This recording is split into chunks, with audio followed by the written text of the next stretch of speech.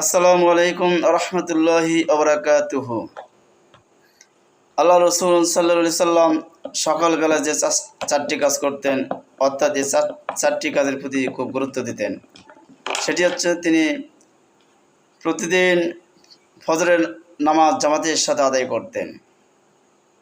এরপরে নামাজের পরে দোয়া, তাসবিহ, তাহলিল ইত্যাদি আদায় করতেন। এরপরে নামাজের জায়গায় বসে অধিকক্ষণ ধরে তিনি কোরআন তেলাওয়াত এবং অন্যান্য জিকির আজকার করতেন। এরপরে সোজা ওঠা অবধি পর্যন্ত তিনি বসে থাকতেন। এরপরে রাসূল সাল্লাল্লাহু আলাইহি ওয়াসাল্লাম ইশরাকের নামাজ আদায় করতেন। আর আল্লাহ রাসূল সাল্লাল্লাহু আলাইহি ওয়াসাল্লাম বলেছেন, যে ব্যক্তি ইশরাকের নামাজ আদায় করবে, দু রাকাত করে 4 রাকাত নামাজ আদায় করবে, তাহাকে 2টি উমরা এবং 2টি কবুল হজের নেকি প্রদান করবে। সুবহানাল্লাহ। আল্লাহ রাসূল সাল্লাল্লাহু আলাইহি ওয়াসাল্লাম বলেছেন, যে ব্যক্তি ফজরের নামাজের পরে একটি আয়াত তেলাওয়াত করবে কোরআন থেকে, তাহাকে একটি উটনি সদকা করার নেকি তাকে দেওয়া হবে।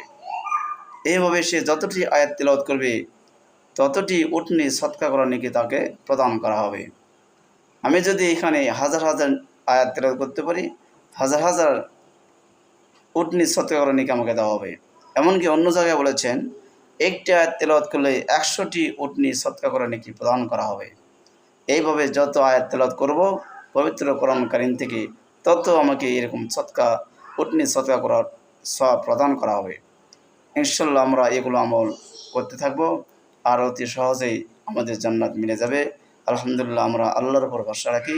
সেই মহান পবিত্র সত্তার উপর আমরা সত্তার কাছে দোয়া চাই, যেগুলো আমল যেন আমাদের বিশ্বাস করে আল্লাহ তৌফিক দান করেন। আমিন।